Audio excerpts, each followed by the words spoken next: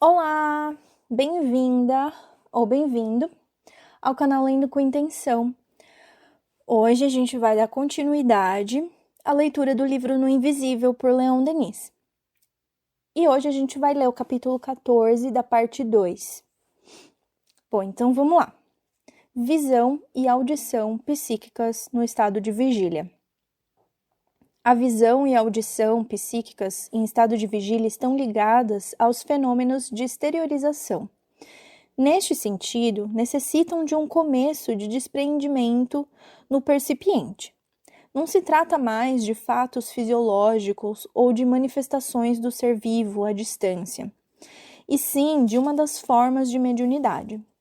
Na visão espírita, a alma dos sensitivos já se acha parcialmente exteriorizada, isto é, fora do organismo material.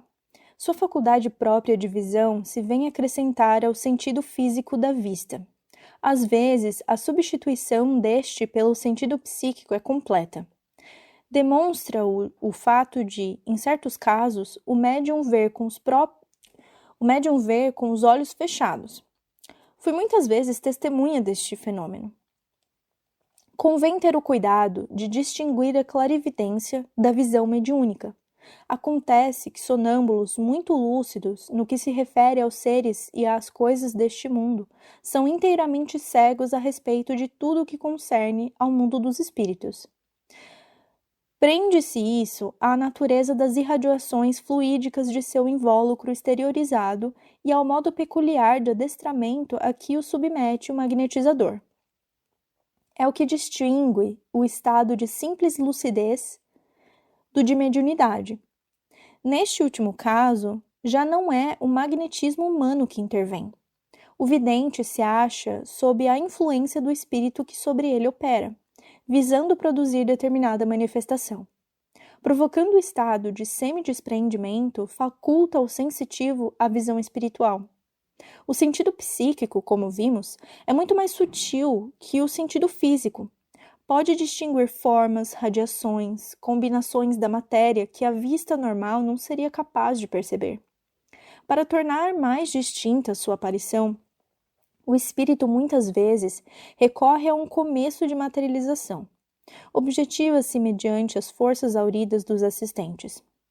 Nessas condições, sua forma fluídica penetra no campo visual do médium e pode mesmo, em certos casos, impressionar a placa fotográfica. Os videntes descrevem os espíritos com particularidades que são outros tantos elementos de comprovação. Depois vem a fotografia confirmar, ao mesmo tempo, a fidelidade da descrição e a identidade dos espíritos que se manifestam. Estes são muitas vezes desconhecidos dos médiuns. No grupo de estudos psíquicos de Tours, de 1897 a 1900, possuíamos 3 médiuns videntes, auditivos e de incorporação. Antes de adormecerem, feita a obscuridade, eles divisavam ao pé de cada um dos assistentes espíritos de parentes ou de amigos que nomeavam quando os conheciam, ao que descreviam minuciosamente quando os viam pela primeira vez. Nesse caso, a descrição era tal que, conforme a atitude ou o vestuário, os assistentes reconheciam facilmente a personalidade do manifestante. Além disso, os médiuns ouviam e transmitiam a linguagem dos espíritos e os desejos que estes formulavam.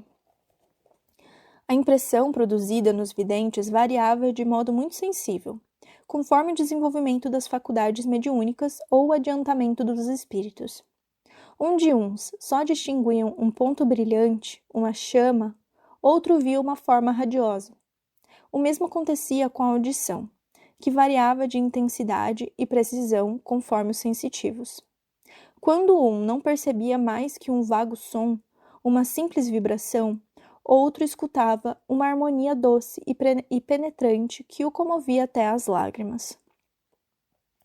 O estado de adiantamento do espírito, como o sabemos, se revela à primeira vista no espaço, pelo brilho ou obscuridade do seu invólucro. Em nossas experiências, já os videntes reconheciam o grau de elevação das almas pela intensidade de suas irradiações. Muitas vezes fizemos este reparo. Médium acordado, com os olhos abertos, percebia um certo número de espíritos de todas as ordens. Fechados os olhos, distinguia somente alguns deles, os mais adiantados, aqueles cujas irradiações sutis, a exemplo dos raios-x em relação às placas fotográficas, podiam, através das pálpebras cerradas, influenciar o sentido visual. Aqui a gente tem uma nota de rodapé apontando o livro, né? Um livro.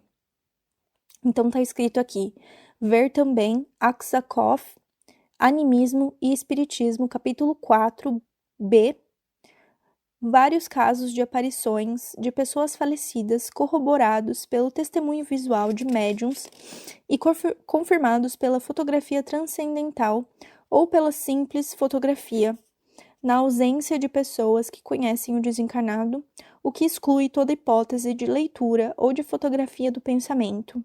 Exemplos referidos por Oxon, Down, Sra. Conant, Johnstone, provas de identidade das aparições citadas pelo Dr. Thompson, Sr. Down, Evans, Snipe e Sra. Conant. Ver também Russell Wallace, Les Miracles et le moderne spiritualisme. Página 102. Perdão pelo inexistente francês. Bom, voltando então à leitura. A história está cheia de fenômenos de visão e de aparição. Na Judéia, a sombra de Samuel exorta Saulo. No mundo latino, aparecem fantasmas a Numa, Brutus e Pompeu. Os anais do cristianismo são ricos em fatos desse gênero. Na Idade Média, os mais notáveis fenômenos de visão e audição conhecidos são os de Joana d'Arc. A essa virgem incomparável, o mais portentoso dos médiuns que já produziu o Ocidente é que se deverá sempre recorrer toda vez que se quiser citar brilhantes provas da intervenção do mundo invisível em nossa história. A vida inteira da heroína está cheia de aparições e vozes sempre idênticas e que jamais são desmentidas. Nos vales de Dom Remy, nos campos de batalha, em presença de seus arguidores de Poitiers e dos juízes de Rouen, por toda parte a assistem e inspiram os espíritos. Suas vozes ressoam-lhe aos ouvidos, marcando sua tarefa cotidiana e imprimindo à sua vida uma direção precisa e um glorioso objetivo. Elas anunciam acontecimentos que, sem exceção, se realizam. Em seu doloroso encarceramento, essas vozes a encorajam e consolam. Leva tudo com paciência. Não te inquietes com o teu martírio. Chegarás por fim ao reino do paraíso. E os juízes a quem ela comunica esses colóquios aparecem desassossegados com semelhante predição, cujo sentido compreendem. A todas as perguntas pérfidas, insidiosas que lhe dirigem, as vozes ditam a resposta e, se esta se fez esperar, ela o declara: louvar-me-ei em meu conselho. Quando as vozes se calam, abandonada a si mesma, ela não é mais que uma mulher. Fraqueja, se retrata, se submete. Durante a noite, porém, a voz se faz novamente ouvir. E ela o repete aos seus juízes. A voz me disse que era pecado subjurar. O que eu fiz está bem feito. Certos sensitivos só obtêm a visão por meio de objetos em que se concentra o pensamento dos espíritos sob a forma de imagens ou quadros, como, por exemplo, um copo d'água, um espelho, um cristal.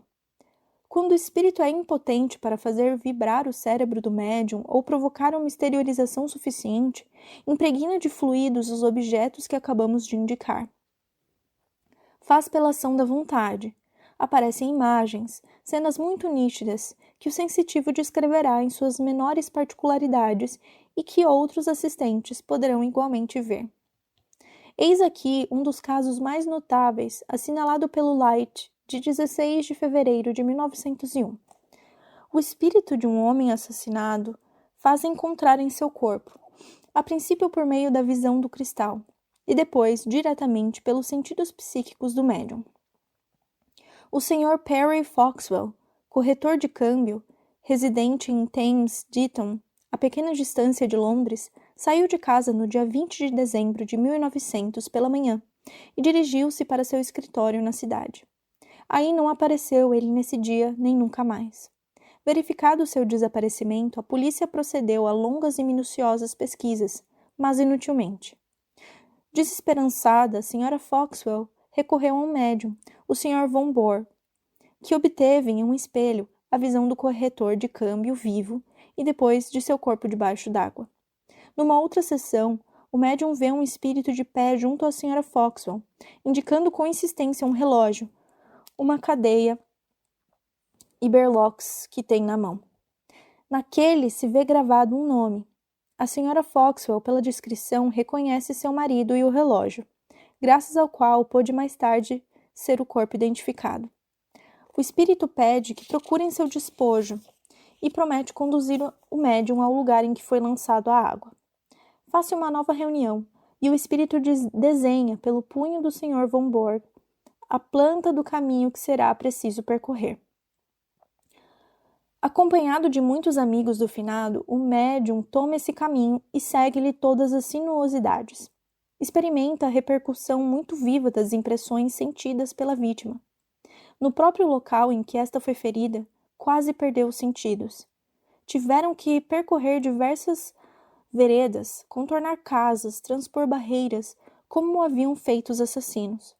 Toda vez que vacilavam na direção a tomar, os médiuns, Sra. Von Bohr e Knowles, viam claramente o espírito adiante deles indicando o caminho. Chegaram finalmente à borda de um riacho, de águas tranquilas e profundas. É aqui, declararam os médiuns. Mas havia já anoitecido, e foi preciso voltar ao ponto de partida. No dia seguinte, fizeram-se pesquisas.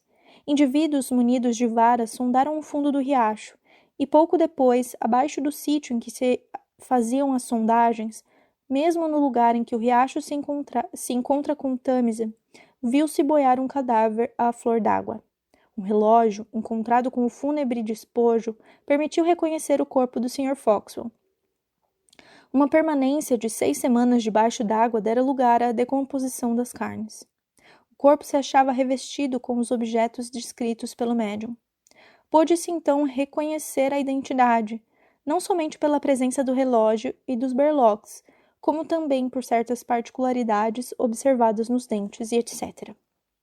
O professor Besse relata na Revue des Études Psychiques, de maio de 1901, um outro fenômeno de visão espontânea, de que foi testemunha de uma casa mal assombrada na Úmbria. O caso é tanto mais digno de nota quanto o professor, segundo sua própria confissão, era absolutamente refratário a toda ideia espírita. Trabalhava ele noite alta, escrevendo as derradeiras páginas de uma brochura que ia publicar, quando de repente se apagou a lâmpada. O gabinete continuava, entretanto, iluminado por débil claridade um tanto fosca. Diante dele, um espelho refletia uma luz ainda mais viva, e com ela um quarto e móveis que lhe eram desconhecidos. Uma senhora idosa, sentada em frente a uma mesa, escrevia lentamente, em atitude muito absorta. Meteu depois a folha escrita em um envelope que guardou na gaveta. Por último, encostou a cabeça no espaldar da poltrona e pareceu adormecer. A luz se extinguiu e a visão desapareceu. Horas depois, vinha o professor a ter notícia do falecimento de uma tia de sua mulher, a qual havia sido encontrada morta em sua poltrona, encontrando-se também na gaveta da mesa um testemunho holográfico. Das respostas pelo Sr. Besse dadas às perguntas que lhe dirigi, diz o Sr. César de Vesme, diretor da Revue des Études Psychiques, resulta que a visão se produziu à meia-noite e que a senhora idosa foi encontrada morta às primeiras horas da manhã. O agente teria sido, por conseguinte, a própria finada, amparada por alguma assistência oculta.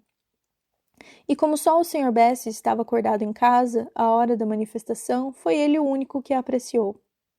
O órgão da audição, em condições idênticas ao fenômeno da visão, pode ser igualmente influenciado pelos espíritos. Myers refere o seguinte fato. Aqui também tem uma nota, de rodapé. que diz Subliminal Self, reproduzido por Jules Boyce em Le Monde Invisible, página 274.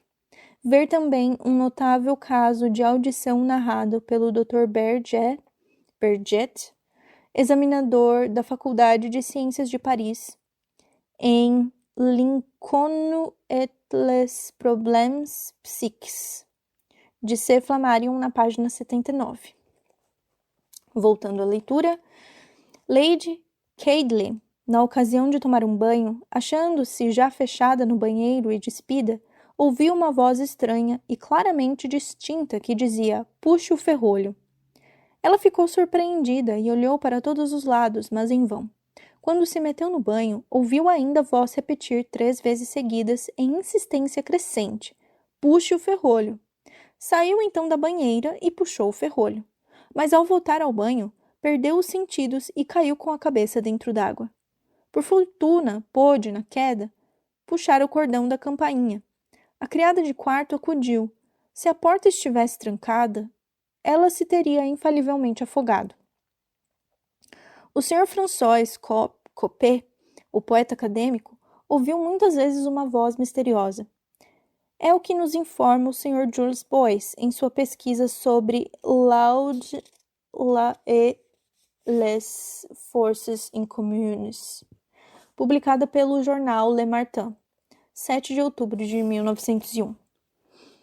É sempre quando estou deitado, escreve o poeta, e pouco depois de ter apagado a luz, que se produz o fenômeno. Ouço então distintamente uma voz que me chama por meu apelido de família, Coppée, e é absolutamente certo que eu não estou dormindo nesse momento. E a prova é que, apesar da viva emoção e do acelerado palpitar do coração que sinto, tenho sempre retorquido imediatamente: "Quem está aí? Quem me fala?" Mas nunca a voz acrescentou coisa alguma no seu simples chamado. Essa voz me é desconhecida. Não me faz lembrar a voz de meu pai, nem de minha mãe, nem a de qualquer outra pessoa que particularmente me estimasse, ou que eu amasse extremosamente e que já não exista. Mas, repito, é clara e distinta, e, o que é verdadeiramente notável, e vou-lo asseguro, espantoso, pela inflexão que dá ao meu nome, tão breve como é, parece corresponder ao sentimento que me anima. Só muito raramente me tem acontecido ouvir essa voz, e em circunstâncias bastante graves da minha vida moral, quando acabrunhado por um desgosto ou descontente de mim mesmo. E sempre a voz traduziu uma expressão, ou compadecida, ou de reprovação, já seja condoendo-se de minha aflição, ou censurando o meu sentimento mau. E nisso tenho a certeza demais de que não é em sonho que ouço essa voz, porque nunca me falou senão quando precisamente eu me achava indesperto por minhas preocupações. Em certos médiuns, o sentido psíquico pode apreender as vibrações mais sutis do pensamento dos espíritos e mesmo perceber as penetrantes harmonias dos espaços e dos mundos, os concertos dos espíritos celestes. A faculdade de audição se torna às vezes extensiva a todas as pessoas presentes. Em sua história do espiritualismo na América, a senhora Harding Britton refere que a senhora Tamlin foi, nesse país, o primeiro médium por cuja intervenção se ouviram árias tocadas em instrumentos invisíveis com a maior perfeição. Os sons variavam, desde os mais intensos aos mais graves. Em certos momentos, dir-se-ia serem os acordes de uma harpa eólia. Parecia que os sons se iam transformar em voz humana de esquisita doçura. Esses fatos se repetiam depois em meios muitíssimo diversos. Durante as célebres sessões dadas por Jazz Shepherd, em todas as grandes capitais e em presença de vários soberanos, como nas do Dr. Sant'Angelo, em Roma, ouviram-se coros celestes e os acordes de múltiplos instrumentos invisíveis. Solos que eram entoados permitiam reconhecer as vozes de cantores ou cantoras falecidos. Quase todos os grandes compositores são sensitivos, médiuns auditivos ou inspirados. Seus próprios testemunhos em tal sentido são dignos de fé. Encontram-se em Goethe Cartas a um Filho, as seguintes particularidades acerca de Beethoven. Beethoven, referindo-se à fonte de que lhe provinha a concepção de suas obras-primas, dizia a Bettina: sinto-me obrigado a deixar transbordar de todos os lados as ondas de harmonia provenientes do foco da inspiração. Procuro acompanhá-las e delas me apodero apaixonadamente. De novo me escapam e desaparecem entre a multidão de distrações que me cercam. Daí a pouco, torno a apreender com ardor a inspiração.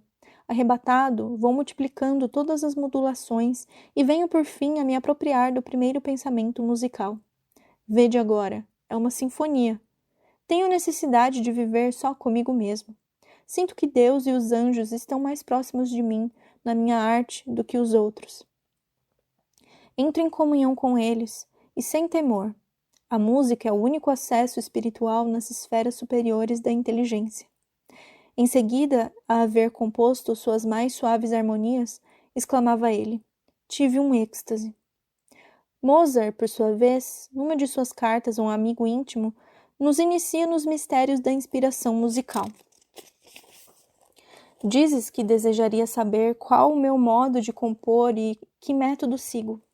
Não te posso verdadeiramente dizer a esse respeito senão o que se segue, porque eu mesmo nada sei e não me posso explicar. Quando estou em boas disposições e inteiramente só, durante o meu passeio, os pensamentos musicais me vêm com abundância. Ignoro de onde procedem esses pensamentos e como me chegam. Nisso não tem a minha vontade a menor intervenção. No declínio de sua vida, quando já sobre ele se estendia a sombra da morte, em um momento de calma, de perfeita serenidade, ele chamou um de seus amigos que se achavam no quarto. Escuta, disse ele, estou ouvindo música. O amigo lhe respondeu, não ouço nada. Mozart, porém, tomado de arroubo, continua a perceber as harmonias celestes, e seu pálido semblante se ilumina. Cita depois o testemunho de São João. E eu ouvi música no céu. Foi então que compôs o seu requiem. Logo que o concluiu, chamou sua filha Emelie e lhe disse, vem, minha Emelie, minha tarefa está terminada. Meu requiem está concluído. Sua filha cantou algumas estrofes. Depois, quando terminou, demorando-se nas notas melancólicas e profundas do trecho, voltou-se docemente a procurar o sorriso aprobativo de seu pai, mas só encontrou o sorriso calmo e repousado da morte. Mozart não era mais deste mundo.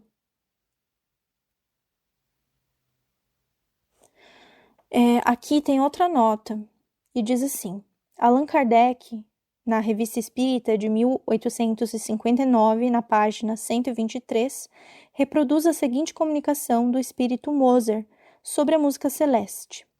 Vós na terra fazeis música. Aqui toda a natureza faz ouvir melodiosos sons. Há obras musicais e meios de execução de que os vossos não podem sequer dar uma ideia. Voltando. Massenet, a propósito de seu poema sinfônico Visões, interpretado em Leeds em 1898, escrevia estas linhas reproduzidas pelo Light em Londres. Há alguma coisa de mais ou menos experimental nesta composição, e eu desejo que os primeiros que a ouvirem não formem a seu respeito uma ideia falsa. Vou referir-vos a história de sua gênese. Há muito pouco tempo viajava eu no Simplon. Tendo chegado a um pequeno hotel, situado em meio das montanhas, tomei a resolução de aí passar alguns dias numa tranquilidade absoluta. Instalei-me, pois, para gozar um pouco de repouso, mas na primeira manhã, enquanto estava sentado sozinho, em meio desse majestoso silêncio nas montanhas, escutei uma voz. Que cantava ela? Não sei, mas sempre essa voz espiritual, estranha, me ressoava aos ouvidos, e eu fiquei absorta em um sonho, nascido da voz e da solidão das montanhas. Massenet e Mozart recebiam, pois, as inspirações do exterior, independentemente de sua vontade. Pode-se dizer que a intervenção do alto, a comunhão do céu e da terra, se afirmam de 1000 modos na concepção do pensamento e do gênio, para a vitória do belo e a realização do ideal divino. É esta uma verdade de todos os tempos. Até agora foi imperfeitamente compreendida, mas a luz se faz, e dentro em pouco a humanidade se adiantará, mais cheia de confiança por essa via fecunda. A comunhão entre os mortos e os espíritos inspiradores tornar-se-á mais efetiva, mais consciente, e com isso ganhará em vigor e amplitude a obra humana. E por aqui termina o capítulo 14 do livro No Invisível, por Leon Denis. E eu sou muito grata pela sua presença até aqui nesse estudo comigo. Eu peço desculpa pelas minhas pronúncias erradas dos termos e títulos e nomes em francês, porque eu realmente não sei nada de francês. Então, eu tento falar de um jeito que dê para escrever, caso você queira procurar ou pesquisar alguma coisa. Então é isso, gratidão. Se você ainda não se inscreveu no canal, fique à vontade para se inscrever e poder receber os próximos capítulos no seu feed. Curte o canal para ele poder ser compartilhado com outras pessoas. E se você quiser comentar alguma coisa, deixar alguma sugestão, eu vou ficar muito feliz em ler também. Gratidão e até a próxima!